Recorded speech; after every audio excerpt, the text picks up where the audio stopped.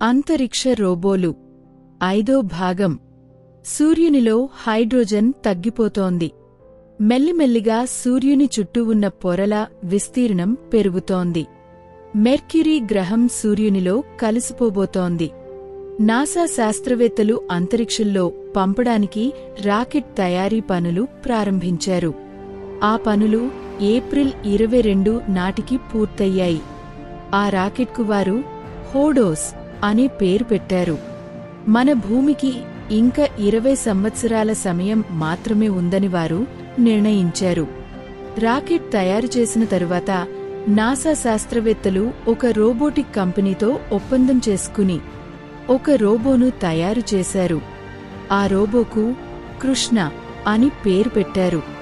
NASA శాస్త్రవేత్తలు ఆ రోబోతో పాటు మరో 5గురికి అంతరిక్షంలో ఎలా ప్రయాణించాలి, హోడోస్ను ఎలా ఉపయోగించాలి, అక్కడి నుండి భూమికి లొకేషన్ మరియు చిత్రాలను ఎలా పంపించాలో 2 నెలలపాటు శిక్షణ ఇచ్చారు.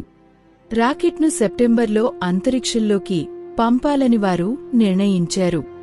అదే సమయంలో అట్లాంటిక్ మహాసముద్రంలో రోబోలు నగరాలను నిర్మిస్తున్నారు. ఒక పెద్ద రోబో సముద్రం లోతు నుండి బయటికొచ్చి సముద్రంపై నిలబడ్డది. ఆ పెద్ద రోబో వెనుక మరికొన్ని రోబోలు వచ్చి వరుసగా నిలబడ్డాయి. ఆ పెద్ద రోబో, "ఆ చక్రం నాకు కావాలి, వెళ్ళి తీసుకురండి" అని ఆదేశించింది. వెంటనే రోబోలు అన్ని బ్రెజిల్ వైపు గాలిలో దూసుకుపోయాయి. ఆ పెద్ద రోబో ఆకాశంలోకి ఎగిరి భూమిని పరిశీలించడం ప్రారంభించింది. అమెజాన్ అడవిలో ఒక చిన్న గ్రామం ఉంది. అక్కడ హుయింబా అనే పెద్ద చెట్టు దగ్గర మెరుపులు పడుతున్నాయి. ఆ చెట్టు ఒక్కసారిగా ఎరుపు రంగులోకి మారింది. ఆ చెట్టు చుట్టూ మెరుపులు రావడంతో గ్రామ ప్రజలు అక్కడికి చేరుకున్నారు. కొంతమంది భయపడ్డారు, మరికొందరు ఆశ్చర్యంతో చూస్తున్నారు. అప్పుడు ఆ చెట్టు దగ్గరికి అన్ని జంతువులు, పక్షులు, పురుగులు వచ్చి ఆ చెట్టు ఎదుట నిలబడ్డాయి. అప్పుడే ఓమెం అనే దేవుడు చెట్టు కింద ఉన్న తొర్రల నుండి బయటికొచ్చాడు. ఓమెం దేవుణ్ణి చూసిన యానోమామి ప్రజలు అందరూ కూర్చుని నమస్కరించారు. అక్కడ ఉన్న ఏనుగుల రాజు నబా నిలబడి, "ప్రభూ, మీరు ఎందుకు వచ్చారు?" అని అడిగాడు. దేవుడు అన్నాడు, "మన విశ్వానికి ఒకడు రాజు కావాలని, మొత్తం విశ్వాన్ని తన ఆధీనంలోకి తేవాలని కోరుతున్నాడు. దానికోసం నేను భూమిపై వదిలిన ఆ చక్రం కోసం వచ్చాడు.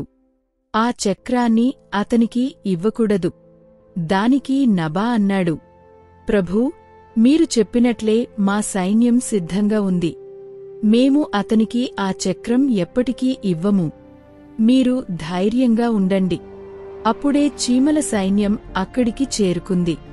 ఆ సైన్యంలో ఒక చిన్న చీమ ఏనుగు 2 కాళ్ల మధ్య నుండి బయటికొచ్చి, "నేను ఆ చక్రాన్ని కాపాడుతాను" అని ధైర్యంగా చెప్పింది.